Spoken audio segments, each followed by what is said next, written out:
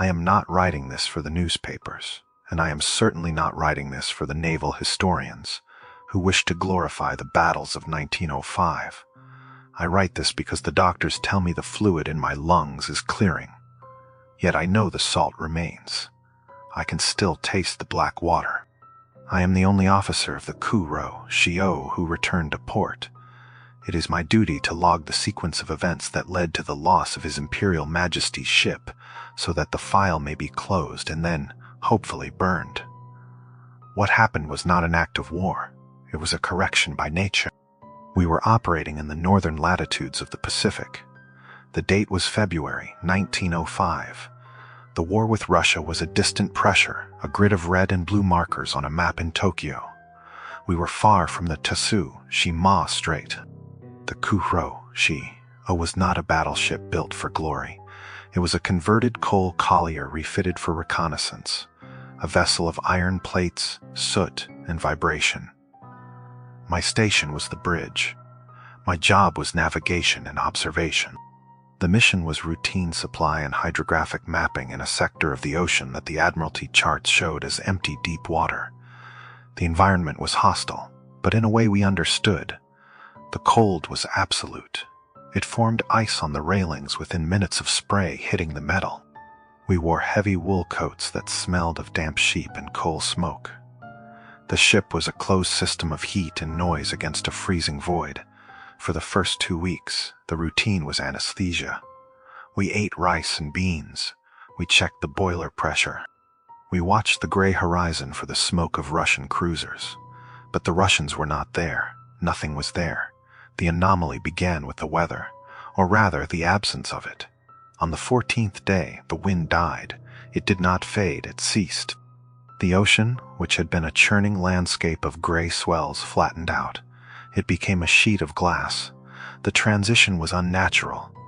A sea this large carries momentum. It does not stop moving in an hour. Yet by noon, the Kuroshio was cutting through water that offered no resistance. The wake behind us was the only disturbance in a radius of 100 miles. The silence was the first physical weight. Without the wind and the slap of waves against the hull, the sounds of the ship became aggressive. The rhythmic thud, hiss of the piston engine, the shoveling of coal in the belly of the ship, the creaking of the iron rivets. These sounds echoed too loudly. They felt like an intrusion. I stood on the bridge with Captain Saito. He was a man of geometry and regulation. He did not like the calm. He looked at the barometer. The needle had not moved. "The engine noise is carrying too far, Saito said. He did not whisper, but his voice was low. "It sounds like we are shouting in a library." "The water is calm, sir," I said. "It reflects the sound." "It is too calm," he corrected. "Check the drift." I checked. There was no current. We were moving through a vacuum. The crew was a mixture of conscripts and career sailors. Captain Saito represented the new Navy, steel, steam, and ballistics. He trusted the machinery boatswain. Ota represented the old ways. He was a short man with skin like cured leather, who had fished the coastal waters before the Restoration. He did not look at the machinery. He looked at the horizon. Then there was Ensign Sato, fresh from the academy, eager to spot a Russian periscope and earn a medal. Sato was the first to notice the change in the water. We had crossed a coordinate line shortly after 1400 hours. The sun was pale and offered no warmth. Sato was at the port rail looking down. "Sir," Sato called out. "Oil leak." I walked to the wing of the bridge and looked over. The water around the hull had changed color. It was no longer the deep slate gray of the Pacific. It was black. It was a dense, opaque black absorbing the light. "Engine room," I spoke into the voice tube. "Report status. Do we have a leak?" "Negative, bridge. Bilges are dry. Pressure is constant." I looked back at the water. It was not oil. The texture was wrong. Oil creates a sheen. It reflects rainbows. This substance swallowed the reflection of the hull. It looked thick, viscous, like diluted tar or ink. The ship did not cut through it so much as push it aside. The wake we left was sluggish, closing up slowly behind us like a healing wound. Then came the smell. It permeated the bridge, even with the windows sealed against the cold. It was not the smell of the sea. It was not salt or fish. It was a heavy, sweet scent of decay. It smelled of sulfur and wet copper, mixed with something biological that had been dead for a very long time. It coated the back of my throat. I saw Boatswain Ota on the lower deck. He was not working. He was standing by the winch, gripping the cold iron, staring at the black water with a look of recognition that I did not like. He looked sick. "The hull, To said, pointing at his feet. "Can you feel that?" I placed my hand on the bridge railing. Usually the vibration of the engine was a steady hum. Now there was a secondary friction. It felt like dragging a heavy stone over rough sandpaper. Something was resisting the hull. The friction was inconsistent. It would grab, then release. Grab, then release. "Algae bloom," Captain Saito said. He was trying to rationalize the irrational. "Thick vegetation. It is fouling the drag." "In deep water, sir?" I asked. "We are 400 fathoms over the shelf. The charts are old, To said. He turned his back to the window. "Maintain course. We do not stop for seaweed." Night fell at 1700 hours. The darkness was total. The stars were blocked by a high, invisible overcast. The ocean was a black floor beneath a black ceiling. We were suspended in a void. The engine room crew were the first to report the sound. I was on the middle watch. The bridge was dim, lit only by the glow of the compass binnacle. The ship was moving at half speed to reduce the strain on the shaft caused by the viscous water. The phone from the engineering deck rang. It was a harsh, metallic sound in the quiet. I answered. "Bridge, sir, you need to hear this," the chief engineer said. His voice was tight.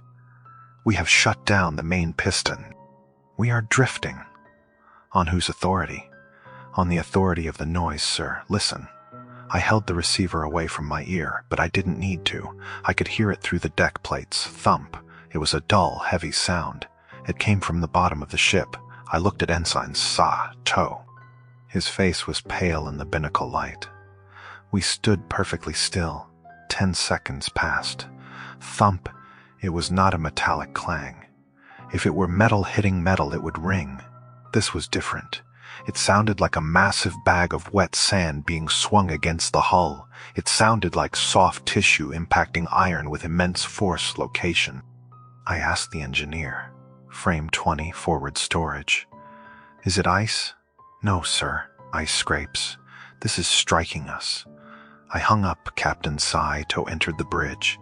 He had heard it in his cabin. He was fully dressed, his buttons fastened to the chin. "We're port," he said. "Impacts on the hull, sir. Forward section submerged." Thump. The sound was closer now. It was at frame 30. "It is moving," I said. "Aft." Russian frogman To whispered sabotage in the middle of the Pacific. "With no support ship, submarine, To insisted. "They are attaching mines." He moved to the alarm panel, general quarters, silence condition, all lights out. If they can see us, they can target us. The bell did not ring. To gave the order by voice tube to avoid the electronic clatter. The order passed through the ship in whispers. Battle stations, silence. The Kuroshio went dark. The coal furnaces were banked. The pistons stopped. We drifted in the absolute blackness. The heavy, oily water settled around us instantly, stilling the ship. We were a dead piece of iron floating in ink. 100 men stood in the dark, clutching rifles, wrenches, and prayers. We waited. Thump. It was directly under the bridge. The floorboards jumped a fraction of an inch. The force required to move a steel ship of this displacement was significant. Whatever was down there had mass. It was a rhythm of patience. It was not attacking, it was exploring. Thump, frame 40.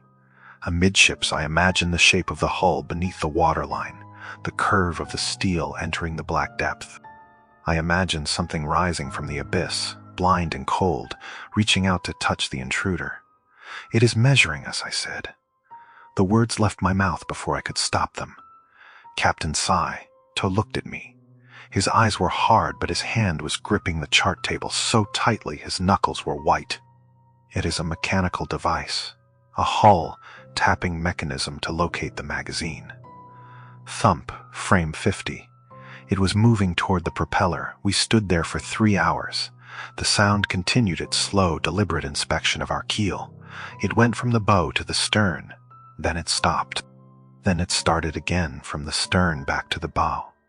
Thump, thump. It was methodical, it was intelligent, and it was heavy. In the silence between the impacts, I heard a sound from the lower deck. It was the sound of teeth chattering. I did not know whose teeth they were. I realized with a detachment that comes from shock that my own hands were shaking.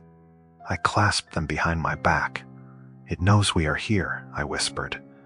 "It is a machine," To said again, but his voice lacked conviction. He was speaking to the air. "It is just a machine." Below us, separated by only an inch of steel plate, the thing in the black water finished its survey. The thumping stopped. The silence that followed was worse. We waited for the explosion. We waited for the mine to detonate. We waited for the torpedo. But there was nothing, just the silence of the dead ocean and the smell of ancient rot seeping through the ventilation shafts. We were not being hunted by a navy. We were being tasted. The sun rose on the second day, but it brought no warmth.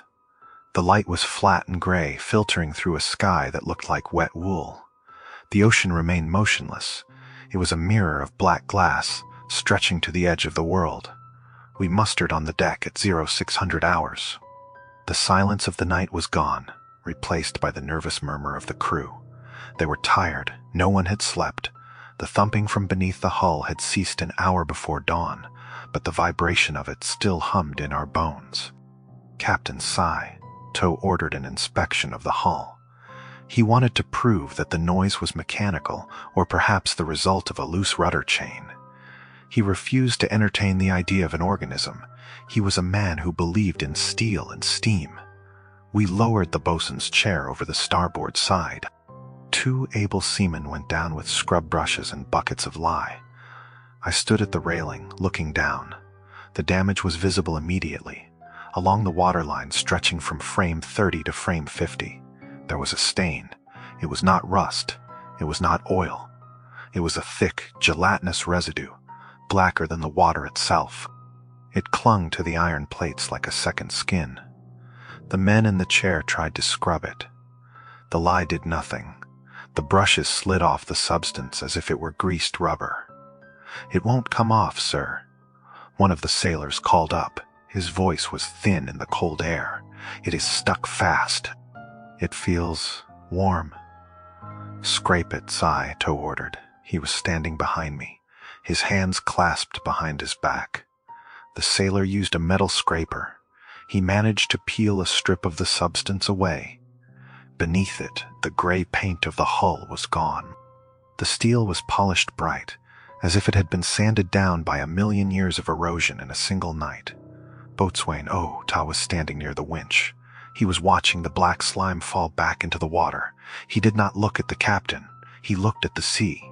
"It is the mark," Ta said. He spoke to the air, but the crew heard him. "What did you say?" To asked. His voice was sharp. Ta turned. His face was the color of old parchment. "It is the Umibozu, the sea monk, the priest who demands a bucket." The younger sailors stopped working. They looked at Ta, then at the black water. The name carried weight. It was a story told in fishing villages, a cautionary tale for children who played too near the tide. But here, 1,000 miles from land, the word felt heavy. It felt like a diagnosis. "We are on a ship of the Imperial Navy," To said. He stepped forward, closing the distance between himself and the old man. "We do not discuss ghosts. We discuss physics. We discuss duty. Physics does not explain the thumping, Captain," Ta said. He did not back down. "Physics does not explain why the birds have fled. The new dough is testing the hull. It wants to know if we are hollow. It wants to know if we will break. Silence, To said. One more word of superstition, boatswain, and I will have you in irons for inciting mutiny. Do you understand? Oh, Ta looked at the captain, then he looked at me. There was no defiance in his eyes, only a profound pity. He nodded once, turned, and walked back to the crew quarters. The walk of a man who knows the house is burning while the owner argues about the curtains. I stayed at the rail. I took out my notebook. I sketched the shape of the stain on the hull. To wanted it to be oil. He wanted it to be Russian sabotage. But as I looked at the residue, I saw the pattern. The black slime was not applied randomly. It had texture. It had ridges. The stain was oval-shaped. Inside the oval, lines of negative space swirled in a concentric pattern. They were distinct. They were organized. I stopped drawing. I realized what I was looking at. It was a friction ridge. It was the print of a finger. I looked at the lifeboat hanging in its davits nearby. The lifeboat was 20 feet long. The print on the hull was larger.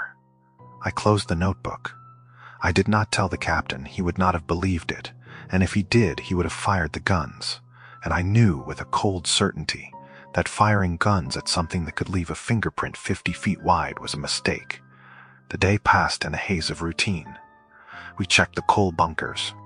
We polished the brass. We pretended we were alone, but the ocean had changed.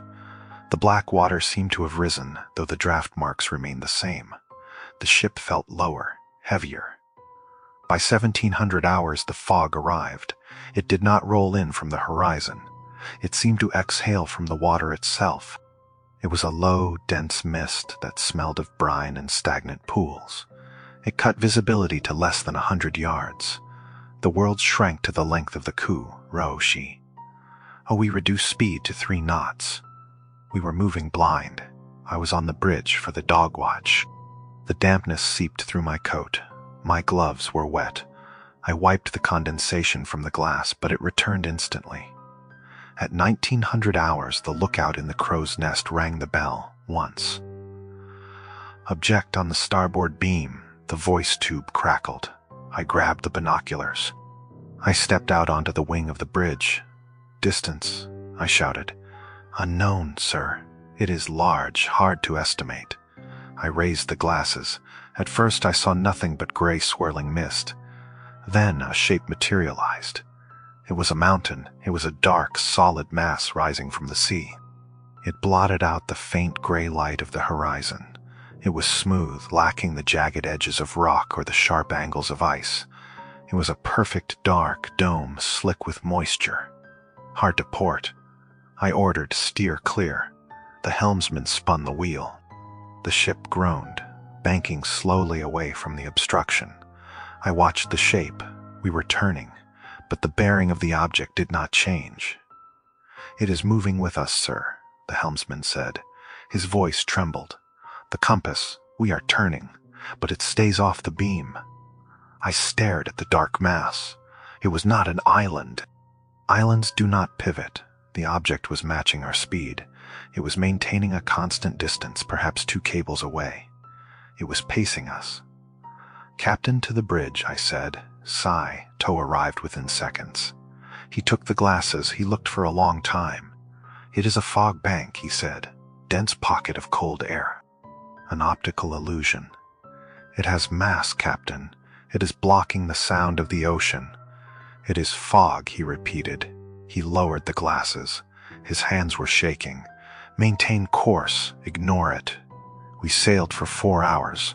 The mountain sailed with us. It did not get closer and it did not fall behind. It simply was. A black presence in the gray mist, a silent escort. Then came the lights. They appeared at the waterline, near the base of the dark shape. They were not the bioluminescent sparkle of plankton. They were steady. They were pale, sickly yellow, like old parchment held up to a candle. There were 2 of them. They were perfectly round. They were set wide apart. The distance between them was the length of our main deck. Ghost fire, the helmsman whispered. Oh, Nibi. Reflections, To said. Reflections of our navigation lamps. We are running dark, sir, I reminded him. There are no lights to reflect. To said nothing. He stared at the twin yellow orbs. They were submerged, deep under the water, but their luminosity was strong enough to pierce the black surface. They did not blink. They drifted through the water, keeping perfect pace with the hull. They were looking up, they were looking at us. I felt a primitive instinct trigger in my hindbrain. It was the instinct of a prey animal that realizes the grass has gone quiet. I wanted to run. I wanted to abandon the ship and swim, but the water was the enemy. There was nowhere to go. "Do not look at them," I told the helmsman. "Watch the compass." The man was weeping silently. He gripped the wheel, his knuckles white, tears tracking through the coal dust on his face. "They are eyes, sir. They are eyes." "Watch the compass," I said again. My voice was flat. I was a recording. The fog thickened around midnight. The dark mountain faded into the mist, and the yellow lights sank deeper until they were just vague discolorations in the deep. But we knew they were there. The pressure in the air remained.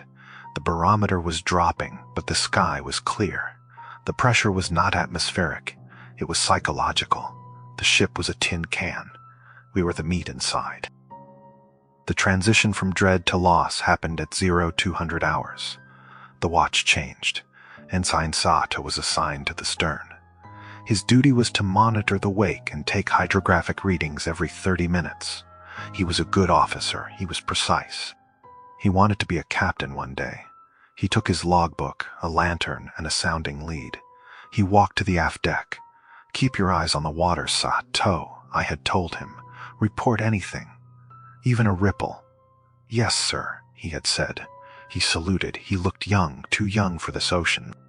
I went to the chart room to update the log. The silence on the ship was absolute. The men were sleeping in their clothes, boots on, knives close. No one played cards. No one spoke. The only sound was the rhythmic chugging of the engine, a mechanical heartbeat that felt increasingly fragile.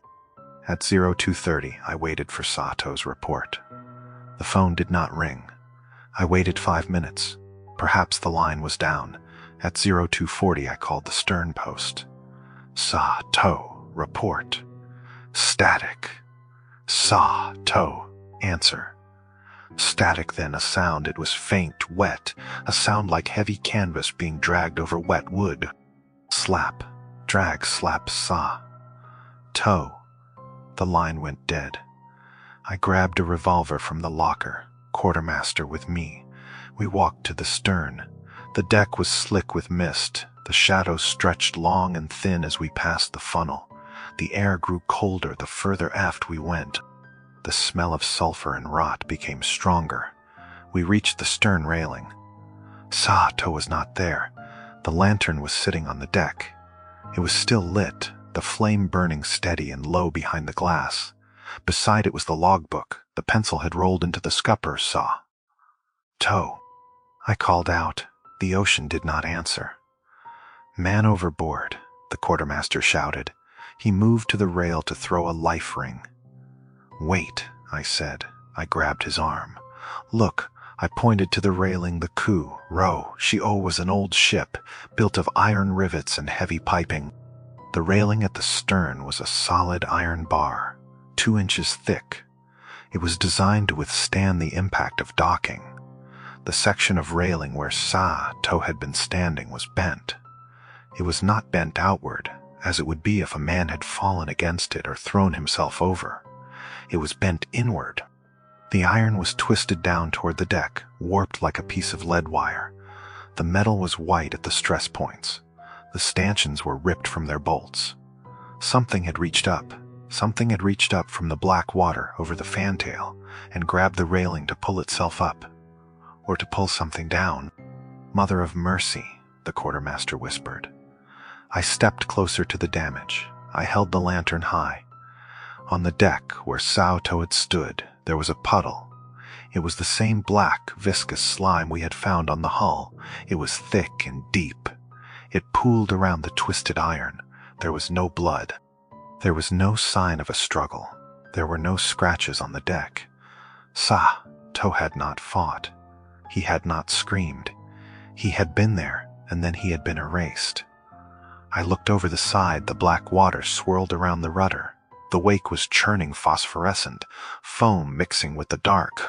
For a moment, just a second, I saw a shape in the turbulence. A pale, long limb, thick as a tree trunk, slipping silently back into the deep. It was smooth, it had no scales. It moved with a fluid, muscular grace. Then it was gone. I turned back to the quartermaster. He was staring at the puddle of slime. He was backing away, his boots slipping on the wet deck. He didn't fall, the quartermaster said. He was taken. Raise the alarm, I said. My voice was hollow. Muster the crew. All hands on deck. Issue weapons. Weapons? The quartermaster looked at me. Sir, look at that iron. It bent iron like it was paper. What will a rifle do? It will make you feel better until you die, I said. Go, he ran. I stayed for a moment longer. I picked up Sato's logbook. It was wet with the mist. The last entry was time, stamped 0225. Condition, calm, wind, nil, water temperature, 34 degrees. Notes, the smell is back. I can hear breathing. It is not the wind, it is close. I closed the book. I looked at the dark horizon. The fog was lifting slightly. The black mountain was still there, keeping pace. The yellow eyes were gone, but I knew they were watching. We were not observers anymore. We were provisions. I walked back to the bridge. I did not run. Panic requires energy, and I knew I would need every ounce of it before the sun rose. If the sun rose, we searched for Ensom Sato for 20 minutes. We swept the searchlights across the black water. We threw flares that hissed and sputtered in the oil-slicked swell. There was nothing. The ocean was empty. The ocean was clean. It was as if Sato had never existed. Captain Sato stood on the bridge wing. He held the railing with a grip that turned his fingernails white. He was a man of procedure. He knew how to handle a man overboard. He knew the drift calculations, but the calculations were returning zero. Secure the search, Sato said. His voice was brittle. Return to course. We cannot leave him, sir, I said. He is gone, Sato said. He did not look at me. We are drifting into a hazard. I will not lose the ship. I relayed the order. The telegraph rang in the engine room. The pistons began their slow, rhythmic thumping. The propeller churned the heavy water. Then the water pushed back. It did not begin with a wave. It began with displacement. The entire sea level on the starboard side seemed to elevate. It was a hydraulic action, massive and silent. The Kuroshio groaned. The steel hull plates shrieked as the stress shifted. The ship listed 10 degrees to port, sliding away from the rising mass of water. Hard to port, the helmsman shouted. The water is lifting. Hold your course, Sato barked. I looked out the starboard window. The searchlight beam cut through the mist. It hit something. It was not water. The beam did not pass through. It stopped. It illuminated a surface. It was black. It was smooth. It glistened with a coat of thick, viscous fluid. It looked like the skin of a deep-sea eel, magnified 1,000 times. It looked like wet, black rubber. The surface kept rising. It went up. It went past the height of the gunwale. It went past the height of the bridge. It kept going until it blocked out the sky. The searchlight operator panicked. He swung the beam up, trying to find the top. The beam climbed 50 feet, 100 feet. Then it found the face. There was no nose. There was no mouth. There was only the suggestion of a head, a rounded, bald dome that shone like polished obsidian. And there were eyes. They were the twin yellow lights we had seen in the distance. Now they were close. They were vast. Each eye was the size of a carriage wheels.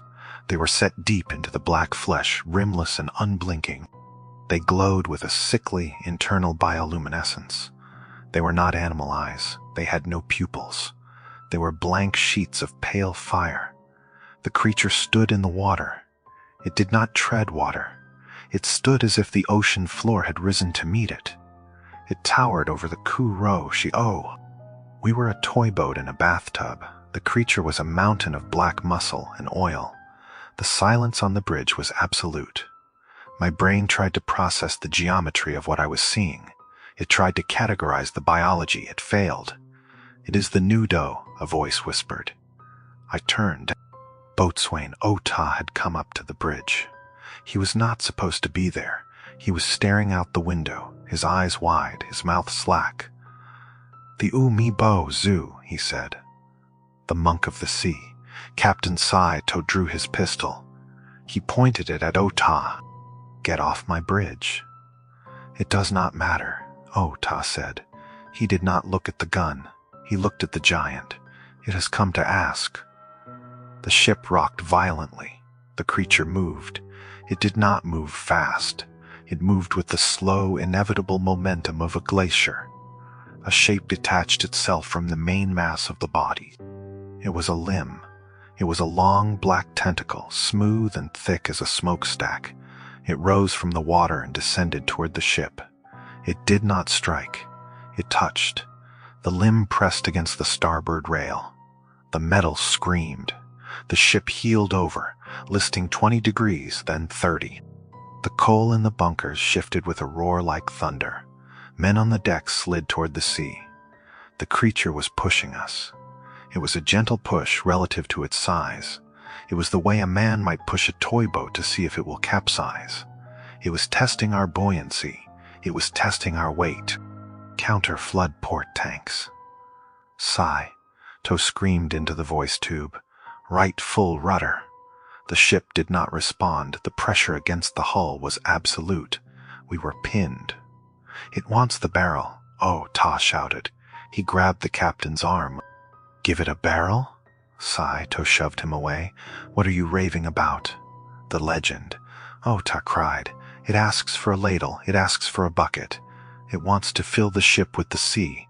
We must give it a barrel with the bottom knocked out. If we give it a bottomless barrel, it will try to fill it and fail. It will be confused. It will let us go." "We are a warship, Sai," To yelled. Spittle flew from his mouth. "We do not carry wooden buckets. We carry steel. Then we die." Ta said. He sank to his knees. "We have no trick for it. It is intelligent. It is waiting for us to answer." I looked at the creature. Ta was right. It was not attacking. It was waiting. The pressure on the hull was constant. The giant yellow eyes were fixed on the bridge. It was watching the ants scurry. It was watching the panic. It seemed to be feeding on the disorder. It was a test of our nature, a test of our physics. The ship groaned. Rivets popped on the main deck. They shot into the air like bullets. The pressure was increasing. It was going to roll us over. "It is crushing us," I said. "Sir, we are capsizing." Sigh. To looked at the listing deck. He looked at the black mountain that filled the window. The logic of his world had broken. He reverted to the only logic he had left.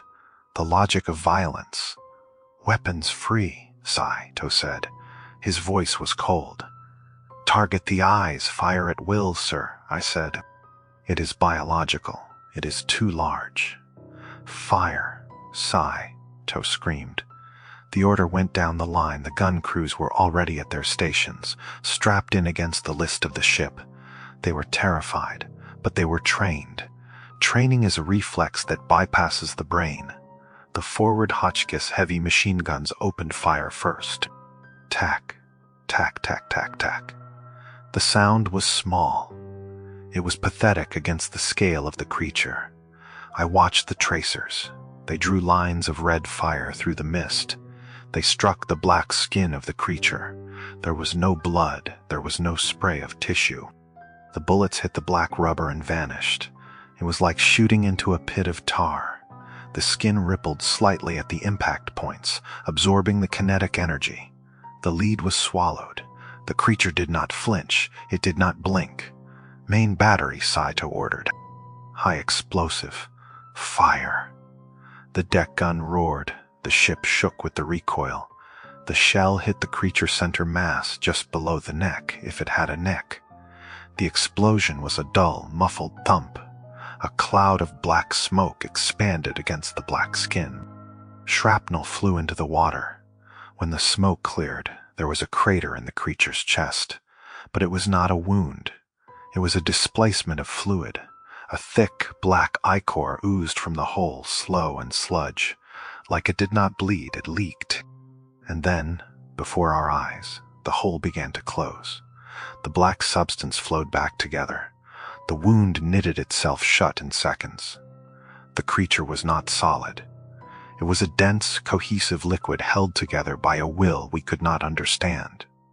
The physical attack did not hurt it, but it did acknowledge it. The yellow eyes narrowed.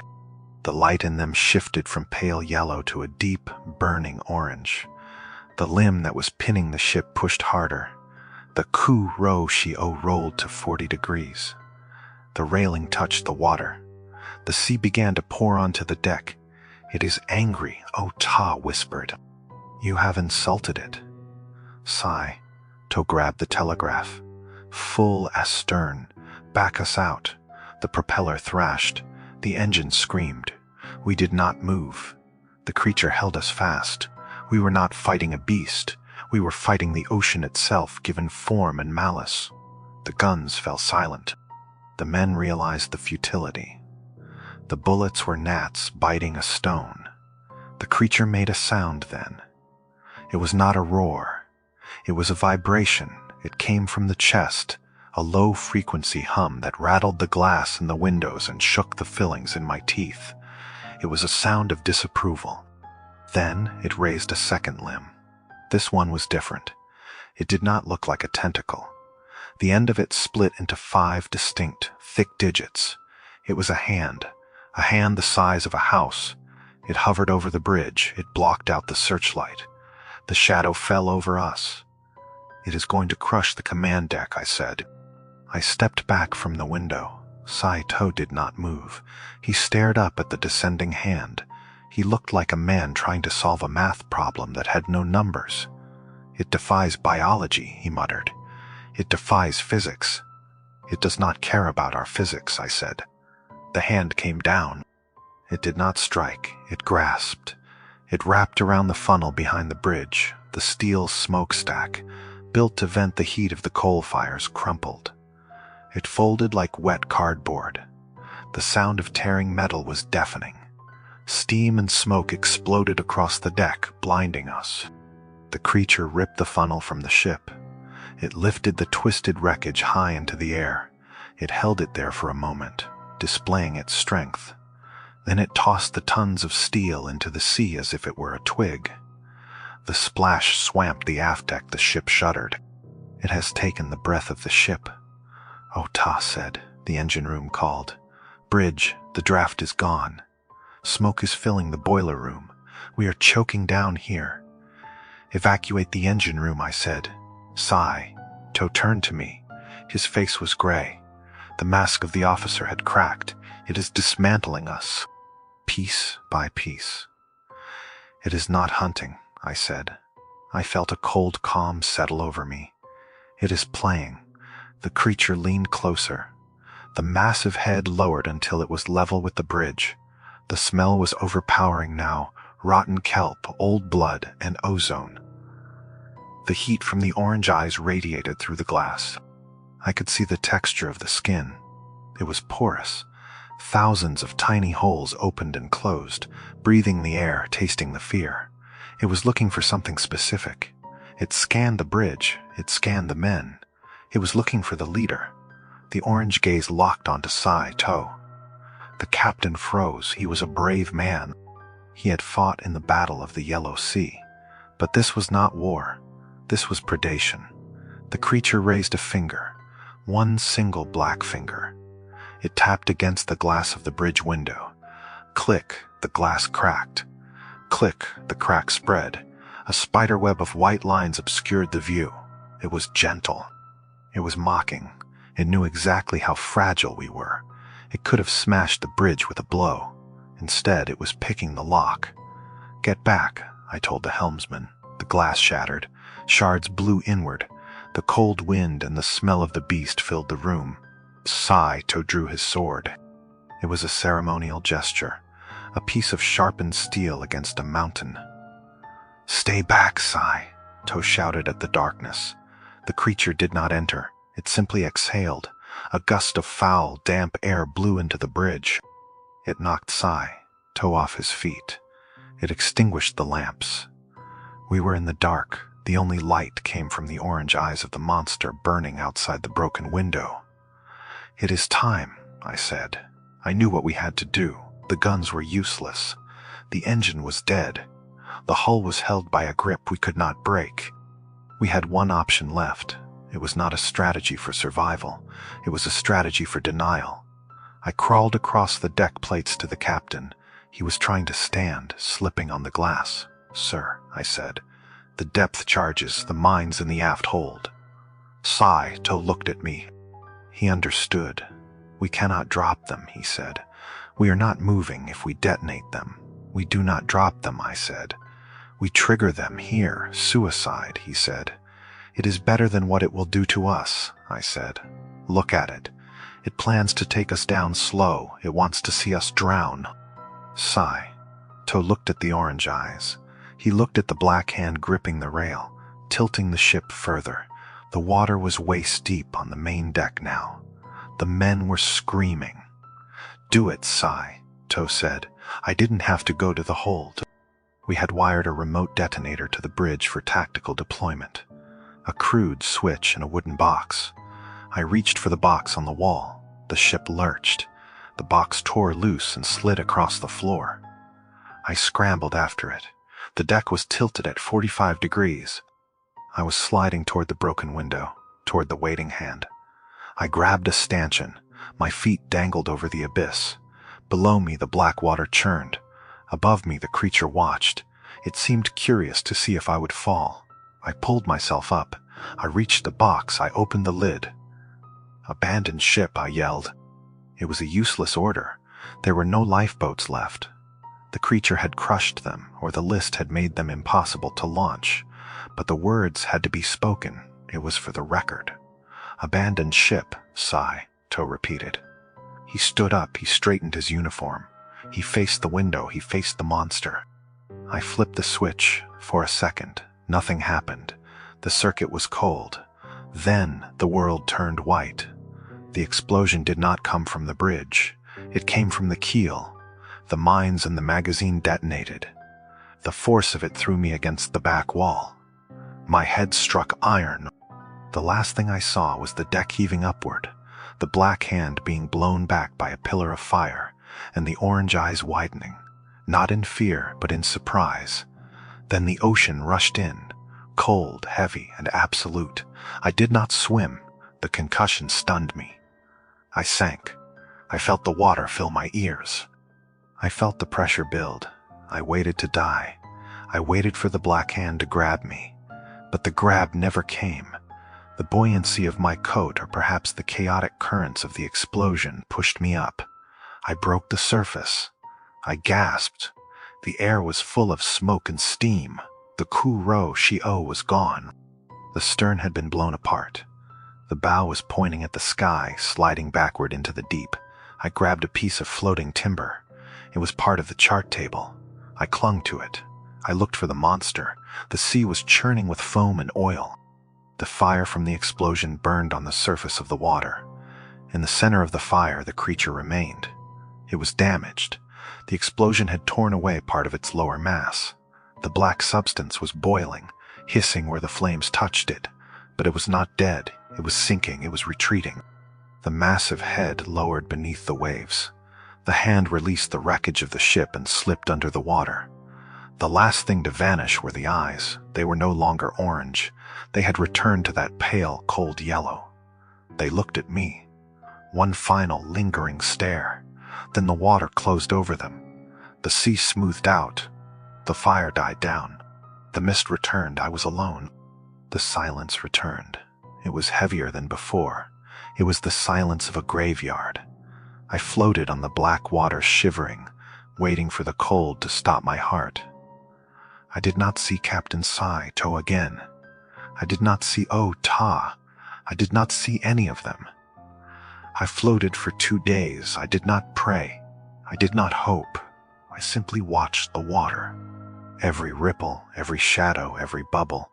I knew it was down there. I knew it was healing. I knew it was waiting. When the cruiser, Keat, Tsushima found me, they said I was delirious. They said I was screaming about buckets. They said I tried to bite the doctor who checked my eyes. They are wrong. I was not delirious. I was lucid. I was the most lucid man in the Imperial Navy.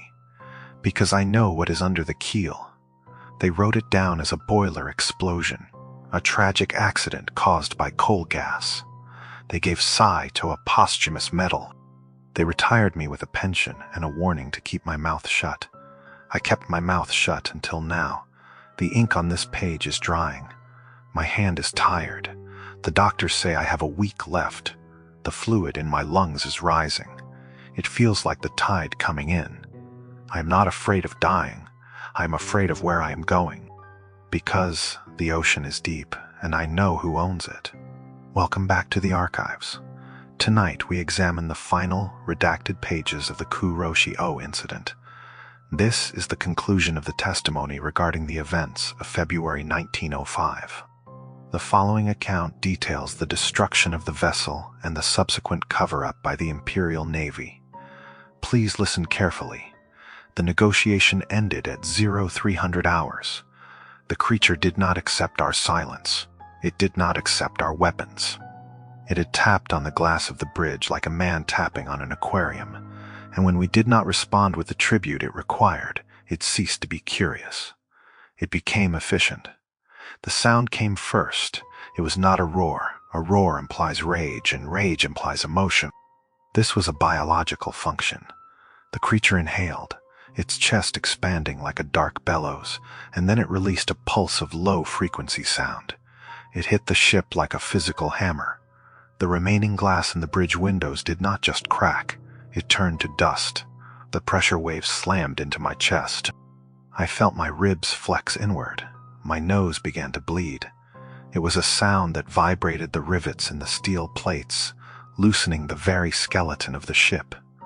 Then came the impact. The creature shifted its weight. It raised a massive glistening limb and brought it down on the stern of the Kuroshio. It did not strike with the chaotic flailing of an animal. It struck with the precision of a pile driver. The sound of the impact was louder than the gunfire. It was the sound of iron tearing. The stern collapsed. The rudder assembly was driven up through the quarterdeck. The propeller shaft snapped.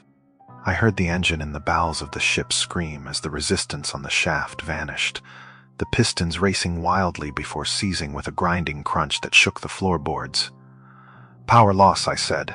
My voice sounded distant, filtered through the ringing in my ears. "We have lost propulsion."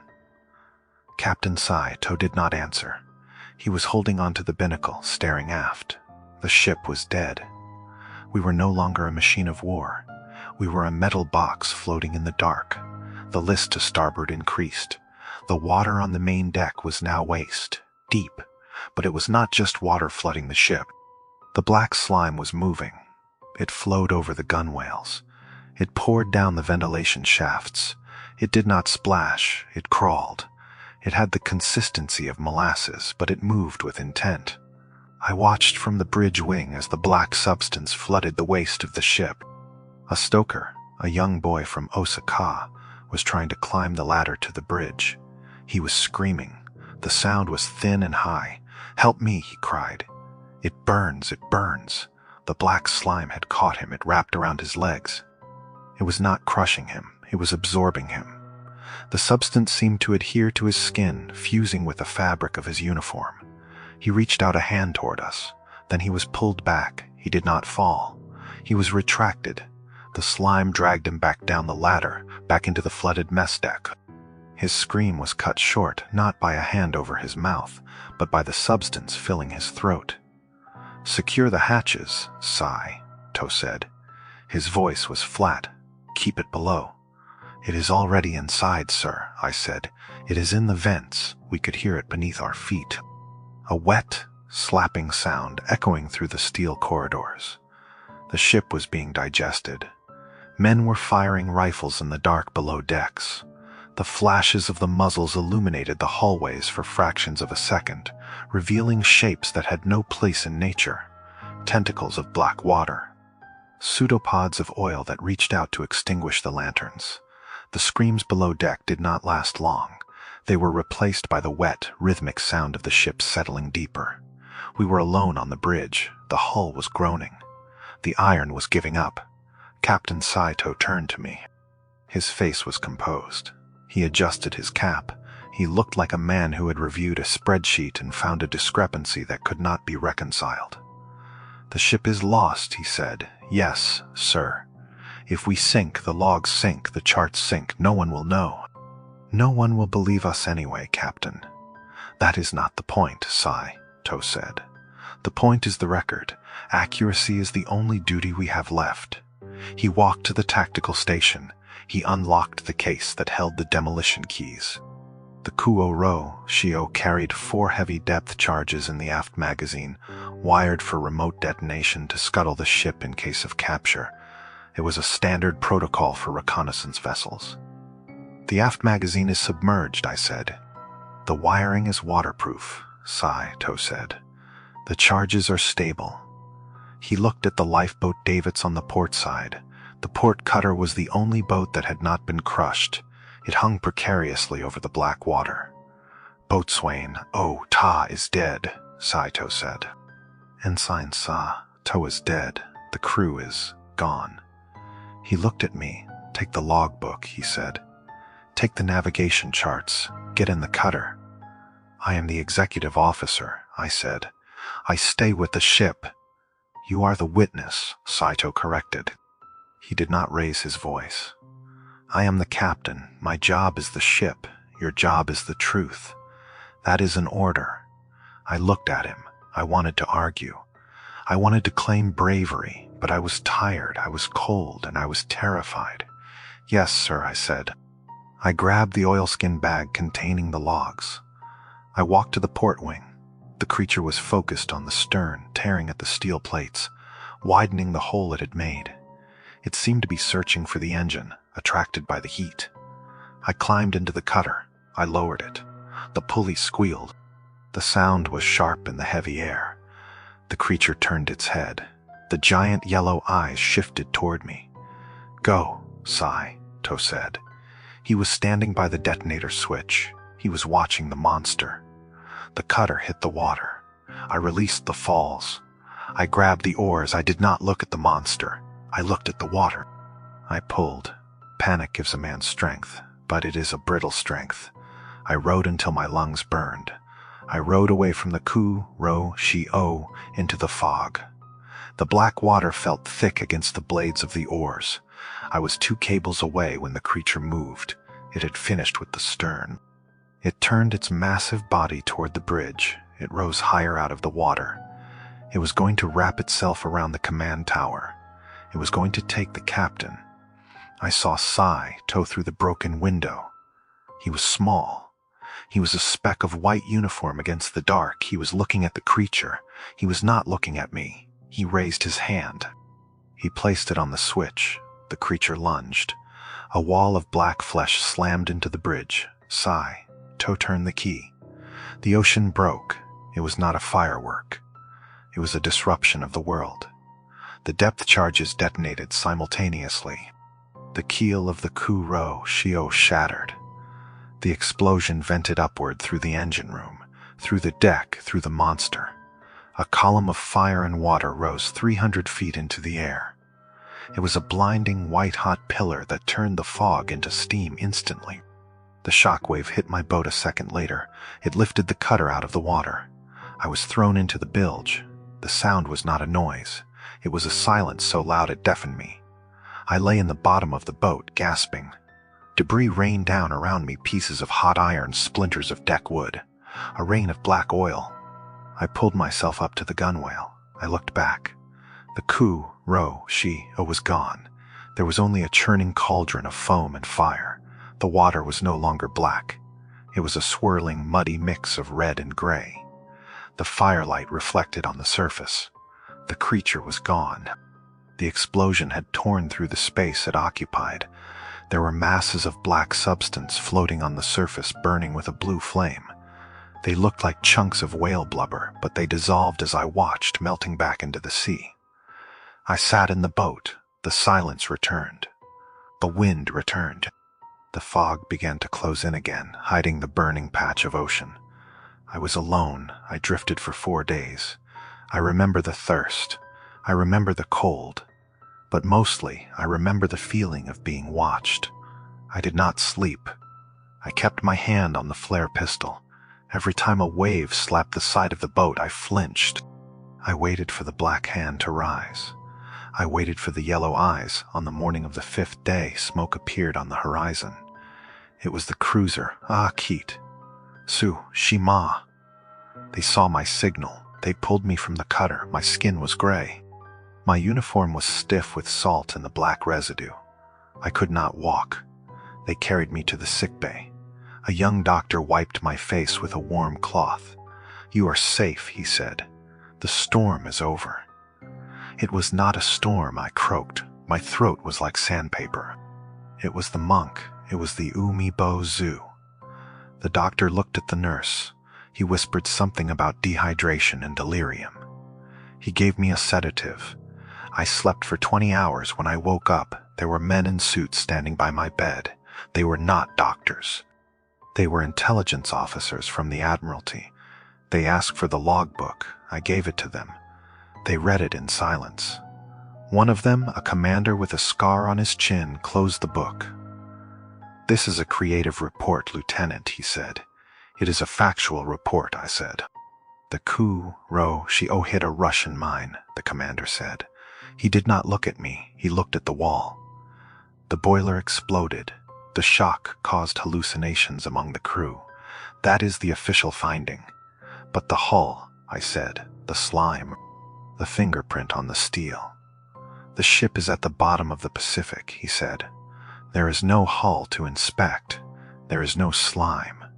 There is only the honor of the Imperial Navy. Do you understand?" I understood. I was a survivor, but I was also a liability. If I insisted on the truth, I would be committed to an asylum. If I accepted the lie, I would be a hero who survived a Russian mine. "Yes, sir," I said, "a mine." They nodded. They took the logbook. They took the charts. They left. I never saw the logbook again. They said it was lost in transit to Tokyo. They burned it. I know they burned it. I retired 3 months later. I moved to a house in the mountains as far from the sea as I could get. I do not eat fish. I do not look at the ocean. When it rains, I close the curtains because the sound of water hitting the glass reminds me of the tapping. But I kept one thing. Before I gave them the logbook, I tore out the last page. I folded it and put it in the lining of my boot. It is sitting on my desk now. It is a sketch I made in the lifeboat, in the light of the burning ship. It shows the water after the explosion. It shows the debris. And it shows one detail that the intelligence officers would never have understood. In the drawing, just below the surface of the bloody water, the yellow eyes are visible. They are not dead. They are not closed. They are wide open, and they are looking up. The explosion did not kill it.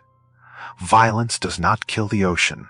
We merely annoyed it. We provided a moment of diversion. I am writing this now because my heart is failing. The doctors say it is natural causes, but I know the truth. I am drowning. I have been drowning since 1905. The water is just taking 70 years to fill my lungs. If you are listening to this, do not trust the calm water. Do not trust the silence. The Pacific is not empty. It is occupied. And it remembers us.